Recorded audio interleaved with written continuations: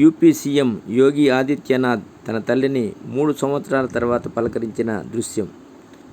Rudraprayag road యాక్సిడెంట్లో గాయపడ్డ వారిని పరామర్శించడానికి ఏఐఐఎంఎస్ రిషికేశ్ సందర్శించిన సందర్భంగా అదే ఆసుపత్రిలో చికిత్స పొందుతున్న తన మాతృమూర్తి సావిత్రీదేవిని కలిసిన యూపీ సీఎం యోగి ఆదిత్యనాథ్ తన కన్నబిడ్డ భారతమాత ముద్దుబిడ్డ యోగిజీని చూసి భావోద్వేగానికి గురైన మాతృమూర్తి.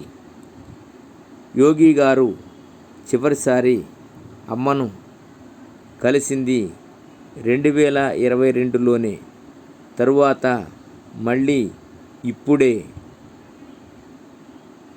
తిరిగి వెళుతున్న బిడ్డ చేతిలో దారి ఖర్చులకు ఉంచుకోమని 10 రూపాయలు ఇచ్చిన వీరమాత కళ్ళకు అద్దుకొని భద్రంగా జేబులో దాచుకున్న యోగీజీ. సర్వే జనా సుఖినో భవంతు.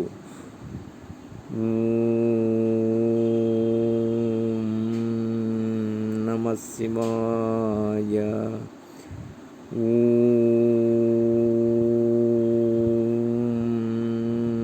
నమః శివాయ.